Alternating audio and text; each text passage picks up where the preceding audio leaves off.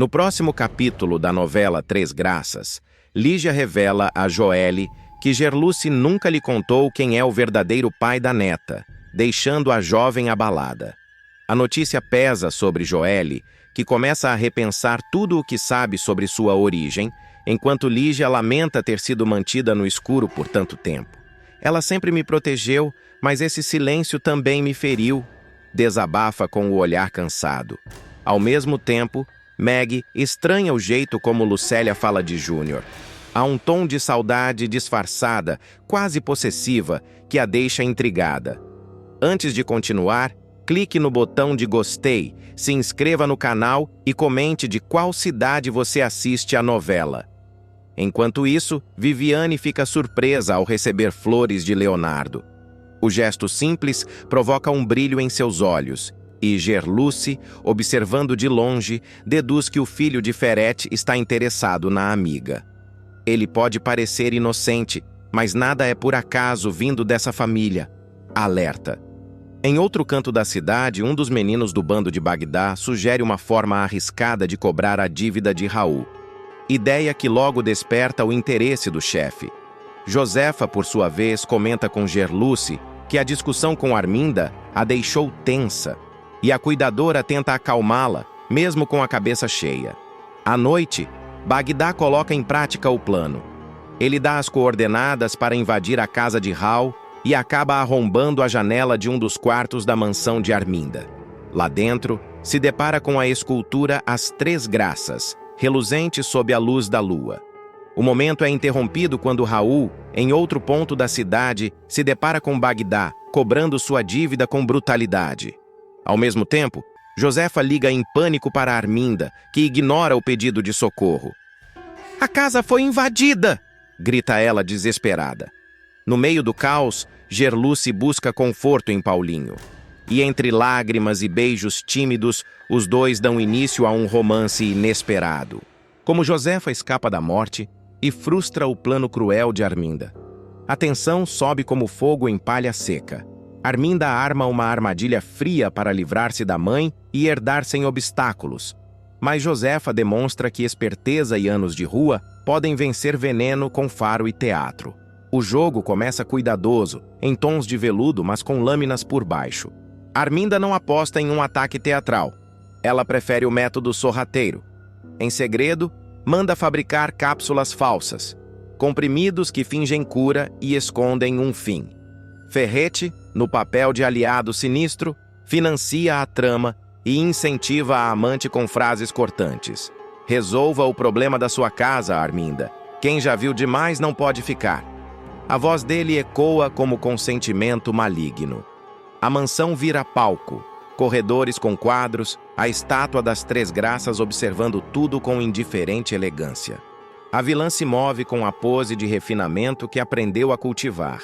Maquiagem impecável, roupas caras e um discurso público de preocupação filial. Mas quando fecha a porta do quarto da mãe, troca o tom. Em voz baixa e afiada, promete a si mesma fazer o que for preciso e entrega as caixinhas envenenadas a uma cuidadora que acreditou apenas no salário. Cláudia nota pequenas incongruências. Armários revirados, anotações trocadas, olhares de quem finge. Ela confidencia a Gerluce que sente o cheiro de mentira rondando a casa. Gerluce, sempre vigilante, começa a cruzar informações. Conversa com vizinhos, observa horários, registra datas em silêncio. A protagonista adota o papel de detetive caseiro, porque em Três Graças, cuidado é arma. Josefa, no entanto, surpreende por uma astúcia simples e pontual. Não é apenas resistência física, é memória acumulada de quem sobreviveu acordando para o mundo debaixo dos próprios termos. Ao receber os comprimidos, sugere um ritual teatral, pedir que a filha administre um por um, com cerimonioso afeto. Arminda, satisfeita, aceita a cena. Para fora, a cena é de devoção, para dentro, é isca. A velha inventa um passo a mais, engole as pílulas aparente e depois cuida para que ninguém perceba o truque.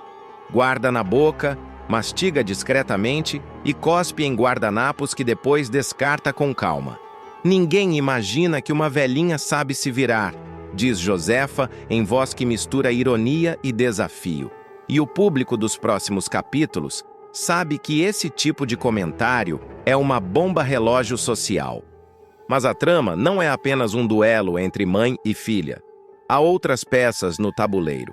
Gerluce começa a ligar pontos. Os dias em que Arminda quer acompanhar a mãe, a presença ocasional de um emissário de Ferrete com mais caixas de remédio, a tensão entre Cláudia e a patroa. Paulinho, sempre disposto a ajudar, se envolve sem querer. Leva e traz remédios à farmácia, observa horários e acaba testemunhando uma entrega noturna suspeita, uma caixa lacrada, diferente das anteriores.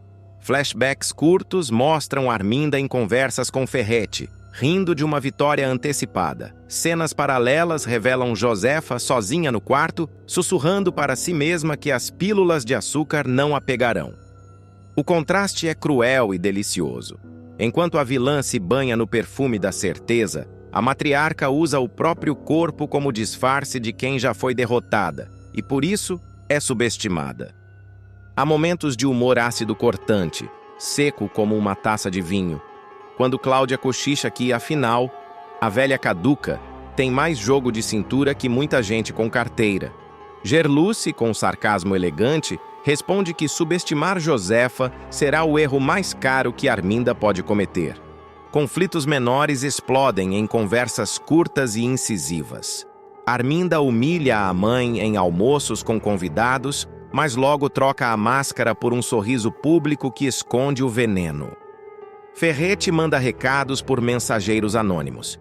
E numa das entregas, Paulinho presencia conversas criptografadas que não entende completamente, mas a sensação de que algo grande está por vir o prende em estado de alerta.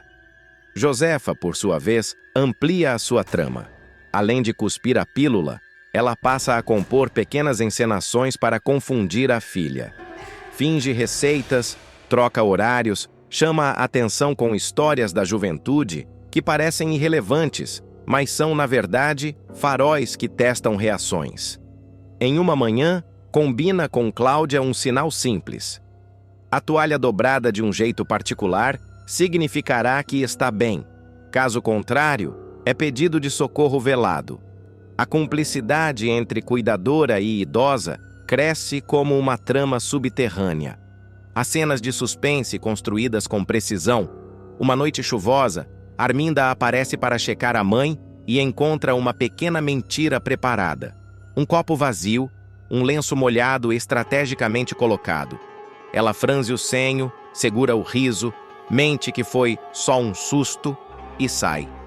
A câmera invisível dos próximos capítulos capta o momento como vitória de uma velha que sabe fazer teatro.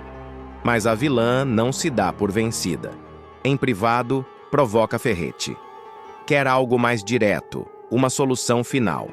O Crápula sugere acelerar o processo, mandar uma dose mais forte, uma visita médica em horários onde ninguém observa. Arminda reluta, mas a ambição tem sempre voz alta. E ela cede, sacudindo a modéstia que fingiu por semanas. Enquanto isso, Gerluce monitora rotas. Vai à farmácia, verifica notas fiscais, conversa com o farmacêutico que fez a última entrega. Ele, distraído, lembra-se de um detalhe. Uma numeração errada nas caixas. Uma sequência que não bate. Gerluce anota, guarda o papel no bolso e vai direto à casa de Josefa para confrontar, mas encontra a matriarca serena, como se dormisse. O contraste entre a calma aparente e o perigo real faz o coração do público acelerar. O suspense se intensifica quando Paulinho encontra um envelope com anotações num quarto e percebe um nome riscado. Cláudia estava lá, substituído por outro. A descoberta coloca em movimento uma cadeia de ações. Gerluce decide agir publicamente, Cláudia se vê pressionada por Arminda com promessas e ameaças, e Josefa continua a brincar de sobrevivente, cuspindo doses, guardando provas invisíveis. Diálogos curtos, cortantes, pavimentam o tempo. Arminda ordena. Cláudia hesita. Josefa sorri sem mostrar dentes. Gerluce respira e planeja. Em um jantar tenso, Arminda provoca a mãe com palavras afiadas. Josefa devolve com ironia já conhecida. Minha filha, você sempre soube escolher bem suas receitas. Um dia ainda vai cozinhar algo que preste. A frase é uma lâmina disfarçada de piada e vibra no ar. E então, o ritmo acelera. Uma entrega noturna, um mensageiro que quase tropeça, um guardanapo com resíduo, tudo pequenos sinais que apontam para o mesmo final iminente. Paulinho decide seguir o mensageiro. Gerluce decide abrir a caixa com cautela.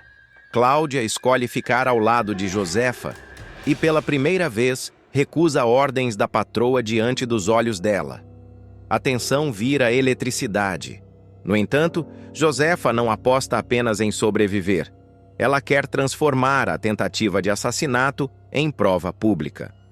Seu plano é simples e venenoso ao contrário: provocar o erro de Arminda para que ela se exponha. Assim, a idosa deixa pistas sutis, guarda uma cápsula mastigada em um embrulho com a caligrafia de Arminda, planta uma conversa gravada com frases ensaiadas que indicam co-conspiração e, mais importante, conta aos poucos o que sabe a Gerluce em confidências que mais parecem cartas postas em chamas. A narrativa, então, constrói um impasse delicioso. Arminda acredita ter o controle. Ferrete acredita que o caminho está aberto. Gerluce, Paulinho e Cláudia operam nas sombras. E Josefa, com sua postura de rainha cansada, prepara a peça final, que ainda não se conclui.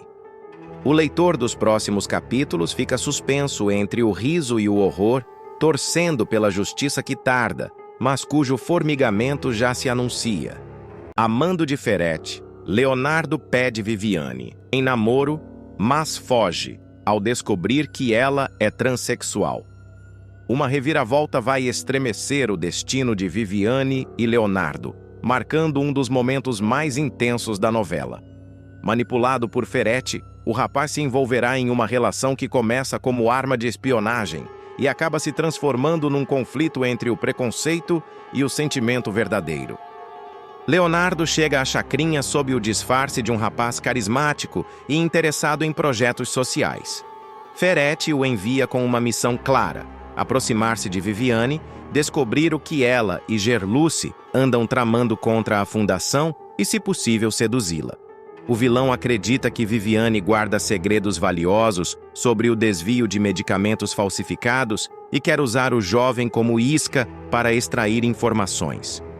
O que ninguém espera é que Leonardo realmente se encante por ela. Cada encontro entre os dois traz diálogos carregados de sutilezas, ela tentando manter a postura profissional, ele fingindo curiosidade, mas cada vez mais fascinado pela inteligência e sensibilidade da gerente da farmácia social. Viviane, por sua vez, sente o coração bater diferente, algo que não experimentava há muito tempo. A serenidade que tenta transmitir aos outros se desfaz quando está na presença de Leonardo. Há algo nele que a desarma, mesmo quando tenta resistir. Mas o medo do passado, da rejeição e da intolerância ainda é uma sombra que a acompanha em silêncio. Em uma das cenas mais delicadas, ela desabafa com Gerluce na sala dos fundos da farmácia. Eu não sei se tô gostando ou não, sabe? Quando ele aparece, parece que o ar muda. Mas quando vai embora, sinto um alívio misturado com culpa. E tem mais. Ele não sabe. Gerluce, sempre empática, segura sua mão e responde: Claro que sabe, Vivi. Homem que tem sensibilidade como ele já percebeu. Só não teve coragem de dizer nada ainda. Mas o tempo mostrará que Gerluce estava errada. Leonardo realmente não sabe. Ferrete o mantém cego sobre o passado de Viviane, apenas reforçando a ideia de que ela é uma mulher misteriosa que pode esconder provas contra a fundação. Ganhe a confiança dela, Leonardo. Faça o que for preciso. Um jantar, um elogio, um beijo se necessário. Só me traga resultados, ordena o vilão em tom frio e calculista. Pouco a pouco, o jogo de manipulação começa a virar contra o próprio Ferretti. Leonardo passa a evitar os relatórios que deveria enviar. E Viviane se vê envolvida numa paixão que tenta negar. Os dois se aproximam entre conversas sobre justiça social, pequenas gentilezas e olhares que duram mais do que o esperado. Em uma noite chuvosa, Leonardo a acompanha até em casa depois do expediente. Os dois param diante da porta e o silêncio diz mais que qualquer palavra. "Posso te ver amanhã?" pergunta ele com um sorriso tímido. Viviane hesita, mas responde: "Pode, mas não espere nada de mim." Ele entende o recado, mas não recua. Nos capítulos seguintes, Ferretti começa a desconfiar da demora nos resultados. "Você está se deixando levar, Leonardo?" questiona irritado. "Não se esqueça de que ela é apenas um meio, não um fim." O rapaz, visivelmente abalado, mente dizendo que está prestes a descobrir algo, mas a verdade é que já não consegue vê-la como uma inimiga. A tensão atinge o ápice quando Leonardo, tomado pela emoção, decide pedi-la em namoro. O cenário é a própria farmácia, durante o fechamento do expediente. "Viviane, eu nunca conheci alguém como você. Eu queria tentar algo mais sério. Queria te namorar." O silêncio é pesado. Viviane o encara, respira fundo e decide que não pode mais esconder.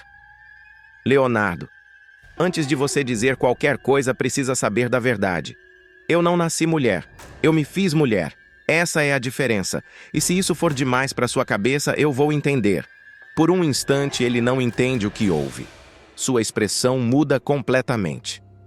"Você está me dizendo que é um homem?" pergunta confuso e ofegante. Ela ergue o queixo e responde com firmeza: "Não, eu sou uma mulher. Só não nasci com o corpo que o mundo espera." Leonardo dá alguns passos para trás, visivelmente em choque. "Você me enganou esse tempo todo!" grita, ferido no orgulho. Viviane rebate na hora: "Eu não te enganei, Leonardo. Eu só não devia satisfação sobre o meu corpo. Mas achei que se houvesse algo real entre nós, merecia saber a verdade." O rapaz perde o chão. "E por que não me contou antes?" pergunta exaltado. Ela o encara. "E o que você teria feito se soubesse?" Ele hesita e a resposta sai sem filtro: "Teria saído correndo." A resposta o condena. Viviane sente as lágrimas queimarem, mas se mantém firme. "Pois pode fazer isso agora. Saia correndo e nunca mais apareça na minha frente." Ele tenta se explicar, mas ela já o empurra para fora. Leonardo tropeça, cai na calçada molhada e fica ali, atordoado, enquanto ela tranca a porta com força. A cena é dura. Ele sentado no chão, sob a chuva, repetindo para si mesmo, como quem tenta se convencer de uma mentira: "Eu beijei ela. Um homem. Eu beijei e ainda paguei paixão. O que é que está errado comigo? Por quê?" Nos bastidores dessa dor, Ferretti observa tudo de longe. O vilão descobre o rompimento e comemora. "Ótimo. O plano deu certo. Agora ela vai se isolar e a gente termina o serviço." Mas o que ele não imagina é que o conflito dentro de Leonardo vai se tornar uma arma poderosa. Não a favor dele, mas contra. O jovem começa a se afastar de Ferretti, atormentado pelos próprios sentimentos. As cenas mostram o rapaz vagando pelas ruas da chacrinha, revendo mentalmente os momentos com Viviane. Os sorrisos, as conversas, o cuidado. Nada parecia falso. E quanto mais tenta odiá-la, mais percebe que o problema está em si mesmo. Enquanto isso, Viviane tenta seguir a vida, mas o peso da rejeição a destrói por dentro. Gerluce é quem tenta confortá-la. "Ele não te merece, Vivi. Quem foge da verdade é covarde." Ela, porém, responde com amargura: "Não é covardia, Gerluce. É o mundo. O mundo ainda não aprendeu a amar de verdade." A sequência promete ser uma das mais comentadas da novela. O reencontro entre os dois, dias depois, quando Leonardo volta à farmácia sob o pretexto de devolver um medicamento. Os olhares se cruzam e o clima é de constrangimento e dor. "Eu só vim deixar isso. Não quero confusão", diz ele. Confusão é o que você trouxe para minha vida desde o dia em que apareceu, rebate ela, sem tirar o avental. A tensão é tamanha que os dois quase choram sem perceber. Viviane tenta manter o controle, mas o coração traz sua razão. Você nunca entendeu o que significa lutar para ser quem se é? Eu me reconstruí tantas vezes que já perdi a conta. E mesmo assim, ainda tenho que provar que mereço respeito. Leonardo engole em seco, sem coragem de responder. Ele sai sem dizer adeus e a câmera o acompanha até a esquina, onde ele se apoia em um muro e desaba, como se o peso da culpa o esmagasse. Ferretti, por sua vez, fica cada vez mais irritado com a falta de foco de seu espião. Você se apaixonou pela sua própria vítima, acusa. Leonardo tenta negar, mas o olhar do vilão é fulminante. Não ouse me enganar, rapaz. Se não serve mais para mim, vai servir para ser descartado. O conflito entre amor e preconceito tomará proporções ainda maiores. Viviane passará a ser alvo de comentários na vila, e o nome dela circulará nas bocas maldosas de Josefa e Arminda.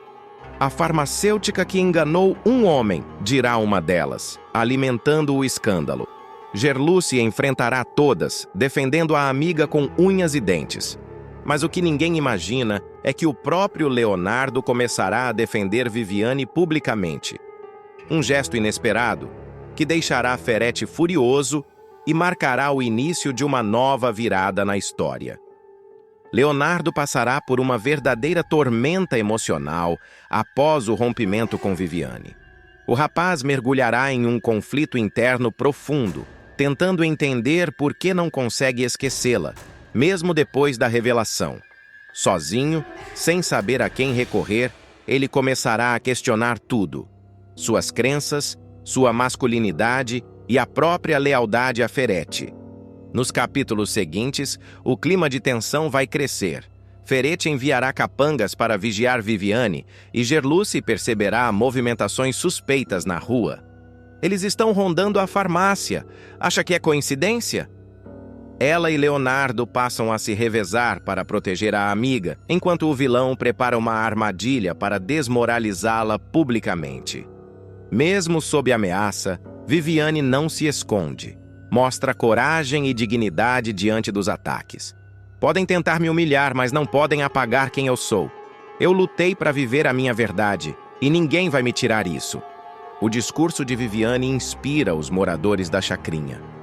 Aos poucos, ela se torna símbolo de resistência, enfrentando o preconceito com firmeza e conquistando respeito até dos que antes a julgavam. Leonardo, agora ao lado dela, se transforma num aliado e num novo homem.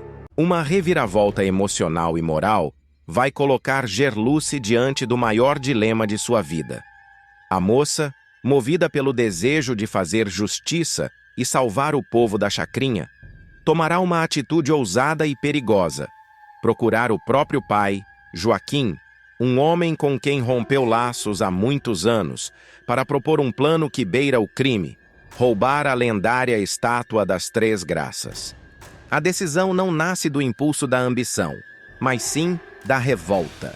Gerluce descobre que os remédios distribuídos pela Fundação Ferretti estão sendo falsificados, colocando em risco a vida de dezenas de moradores carentes.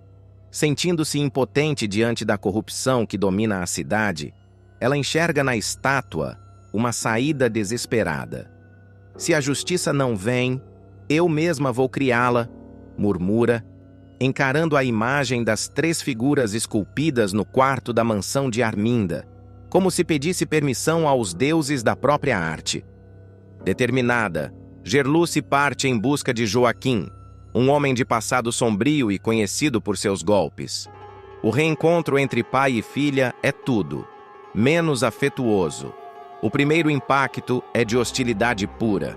Joaquim, ao ouvir alguém bater em sua porta, pensa ser Misael, um antigo comparsa, e grita do lado de dentro: "Se veio me pedir perdão por ter nascido, tudo bem, eu te perdoo, desde que nem atravesse o portão.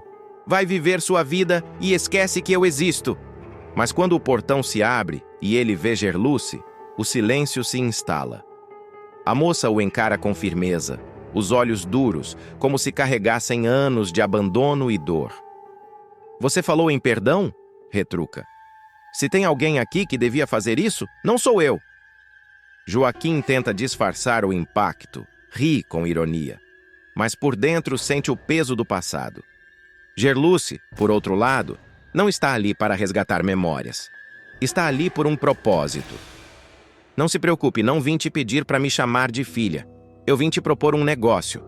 Metade do que você guardava aqui já era roubado mesmo, né? Então vamos fazer um roubo que preste dessa vez.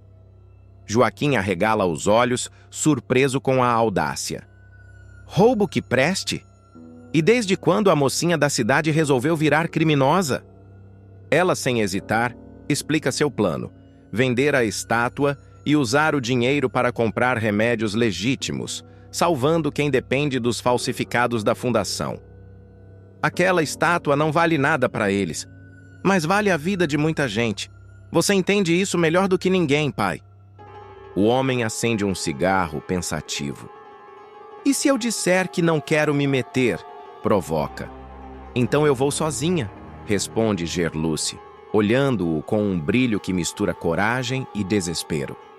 Mas seria melhor se fosse comigo. Você conhece os caminhos, os colecionadores, os compradores. Eu só quero o dinheiro certo, não o sangue errado. Joaquim tenta disfarçar o orgulho que sente ao ouvir a firmeza da filha. Você tem o mesmo fogo da sua mãe e o mesmo jeito de se meter em encrenca. Gerluce ignora o comentário e o pressiona. Vai me ajudar ou vai continuar escondido atrás dessas paredes mofadas, fingindo que nunca teve uma filha? O velho malandro se irrita, mas também se reconhece nela. Tá bom, mocinha, mas se der errado, é você quem paga o preço.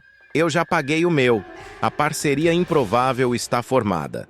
Gerluce e Joaquim começam a planejar o golpe com cuidado, analisando rotas, horários e seguranças da mansão. Joaquim mostra mapas antigos da região e indica um túnel que liga o antigo casarão ao bosque.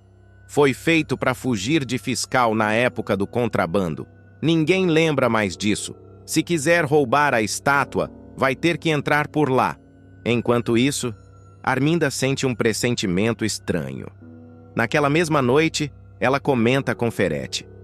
Há dias que sinto um vento diferente soprando por essas paredes, como se alguém estivesse me observando. Ferete, sempre cético, ri e diz que é paranoia. Mas o destino já está se movendo. Na chacrinha, Viviane percebe o comportamento inquieto da amiga. Gerluce, o que você está tramando? Pergunta. A mocinha hesita, tenta mudar de assunto, mas Viviane insiste. Eu te conheço. Esse olhar é o mesmo de quando você decidiu enfrentar o Ferete. Gerluce abaixa a cabeça, emocionada. Dessa vez é maior, Vivi. É por todos nós. Nos dias seguintes, Joaquim volta a mostrar suas habilidades de malandro. Disfarçado, ele se infiltra nos arredores da mansão para observar o movimento dos guardas.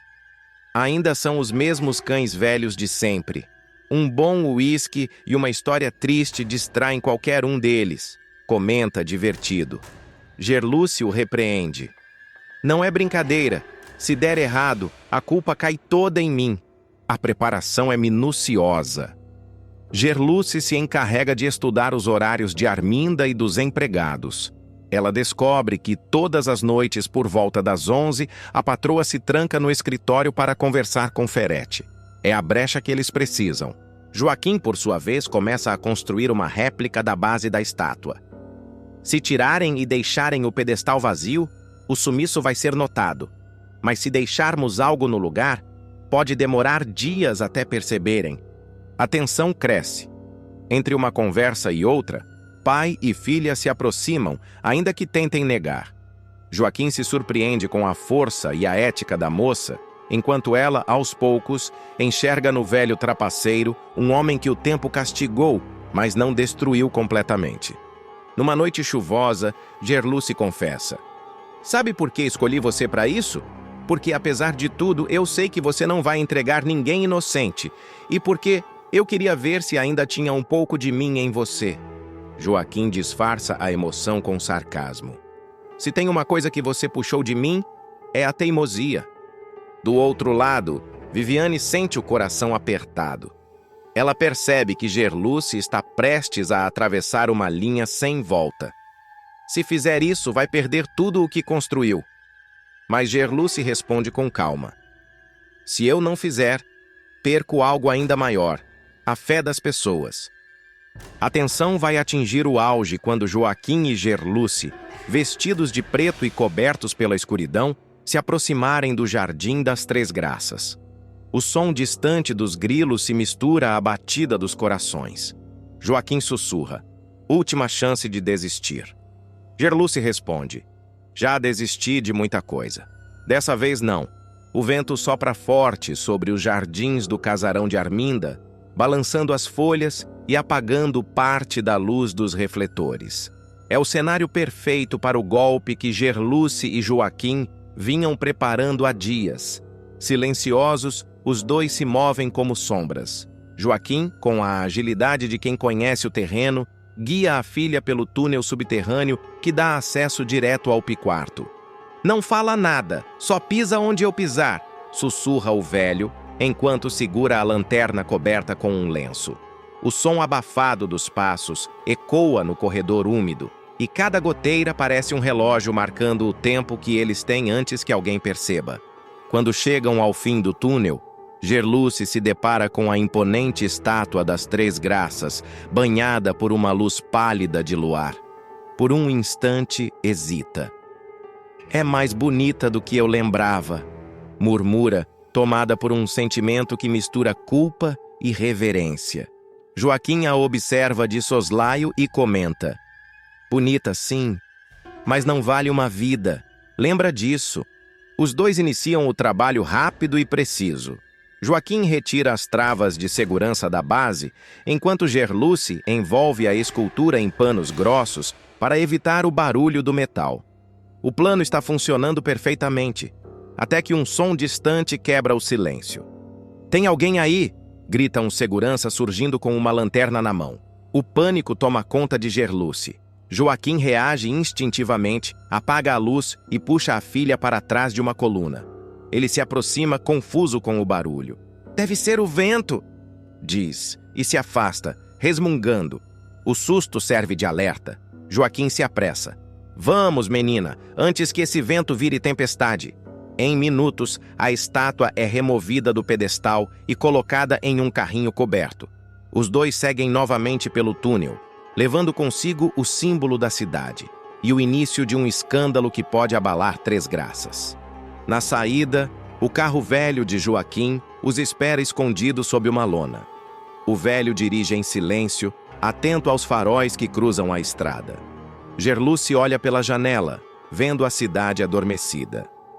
Eles acham que é pecado roubar, diz baixinho. Mas pecado é deixar o povo morrer com remédio falso.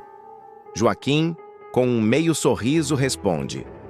Você tem o dom de me deixar com a consciência pesada e aliviada ao mesmo tempo. Horas depois, já no barracão da chacrinha, Gerluce entrega a estátua a Paulinho, que ficou responsável por contatar o comprador estrangeiro. O dinheiro será usado para comprar remédios originais e distribuir anonimamente pela comunidade. Se alguém descobrir, eu assumo tudo, diz ela, convicta. Paulinho tenta argumentar. Você não precisa se sacrificar sozinha. Mas Gerluce é categórica. Se alguém tem que pagar por isso, que seja eu. O erro começou comigo. Enquanto isso, em sua mansão, Arminda desperta no meio da noite com um pressentimento sufocante. A estátua desapareceu. Um grito ecoa pela casa. Ferete! Chamem a polícia! As Três Graças foram roubadas! Bagdá arma um confronto de cortar o fôlego e quem paga o preço é Arminda. Sim, a Dona Cobra, a rainha das humilhações, vai provar do próprio veneno. E não será bonito. Tudo começa com Raul, atolado em dívidas que ele próprio não consegue pagar. O homem vira presa fácil para credores de rua e pequenos agiotas. Vultos que não pedem prazo, pedem sangue. Raul, acuado, faz o que muitos fazem quando a sorte passa. esconde a cabeça e torce para que alguém mais forte resolva. Só que Bagdá não é pessoa de resolve por bondade. Ele resolve por interesse.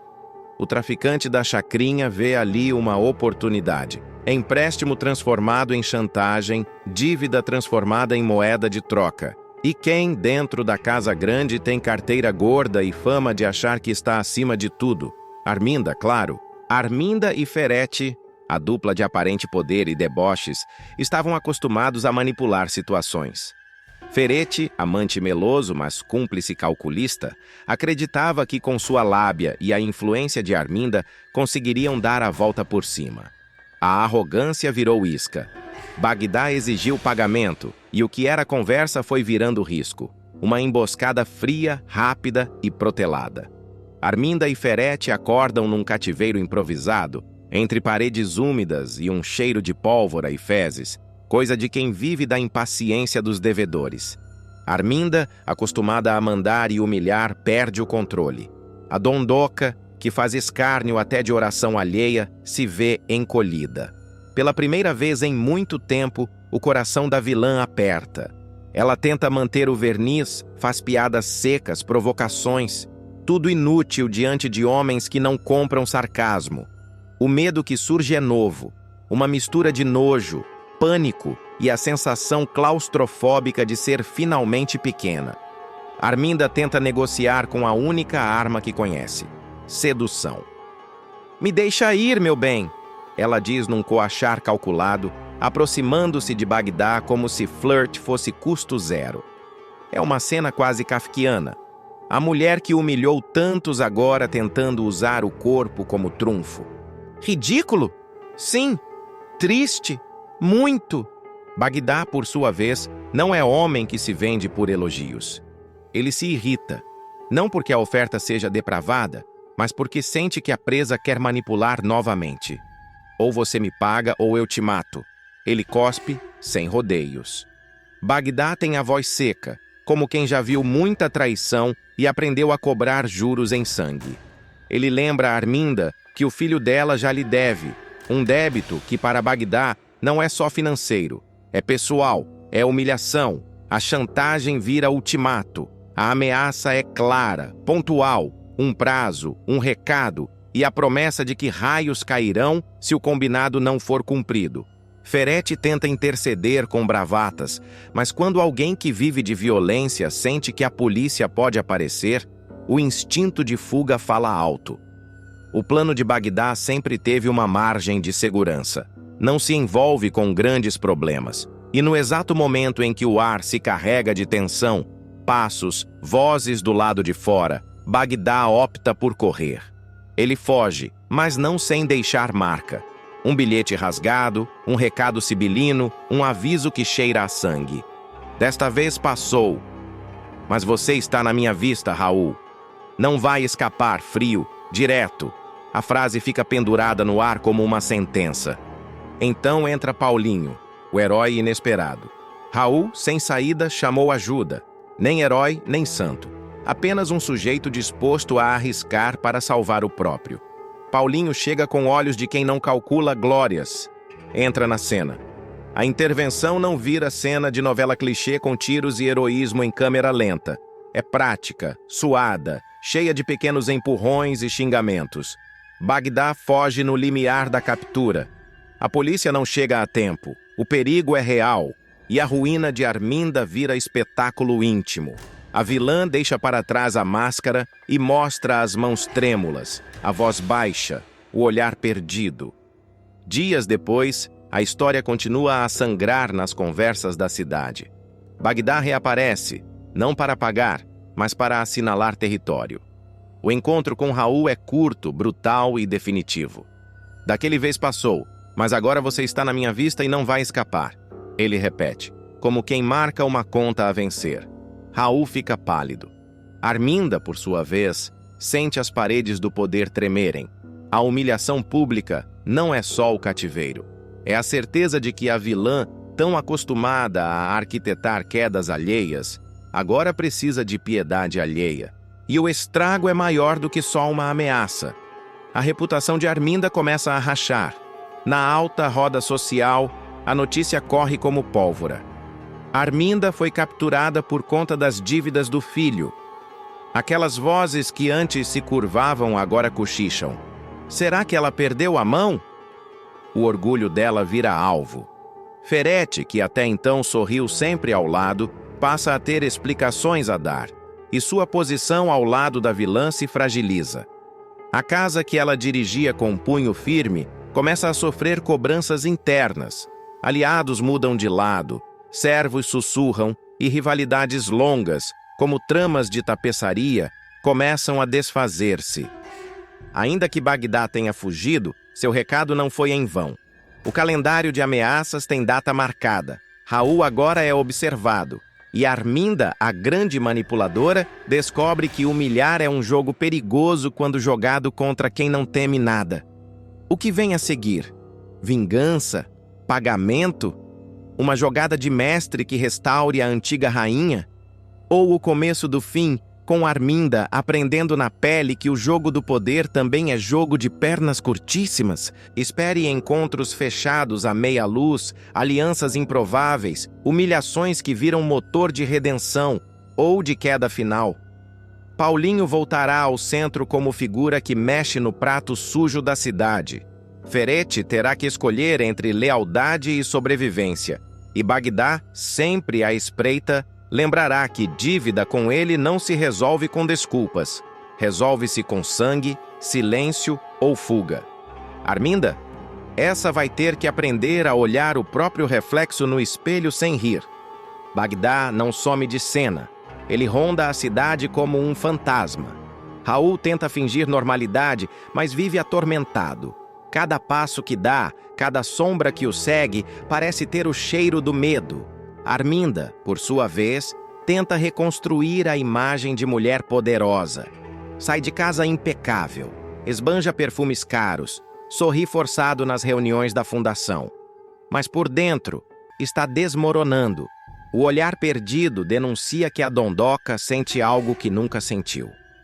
Vulnerabilidade. Ferete percebe. Ele, que sempre se alimentou da força dela, agora se vê ao lado de uma mulher frágil, que perdeu o domínio do jogo, e o relacionamento dos dois começa a ruir.